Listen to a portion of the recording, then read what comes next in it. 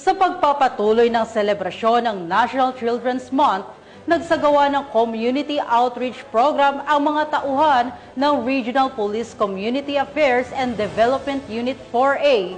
Ang magandang balita ay mula kay Patrolman Joshua Cruz. Patuloy ang selebrasyon ng National Children's Month ngayong Nobyembre, isinagawa ng Regional Police Community Affairs and Development Unit 4A ang kanilang ikalawang outreach program nitong Biyernes, Nobyembre 14, taong kasalukuyan. Pinangunahan ito ni Police Colonel Mildred E. Patam, ang chief ng RPCAD 4A, katuwang ang First Laguna PMFC, private sector partners tulad ng Padrino Pilipino, No More Hungry Charity Foundation, at ang founder nitong si Mr. Imad Amar.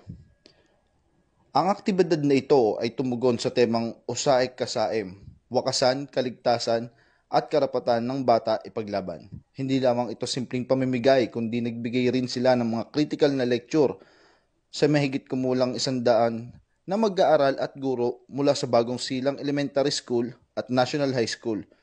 Kasama sa mga tinalakay ang karapatan ng bata o ang rights of a child, child abuse law at bawal bastos law. Bukod sa kaalaman, tumanggap din ng mga benepisyaryo ng mga kaukulang tulong tulad ng tsinelas, food packs, at mga merienda.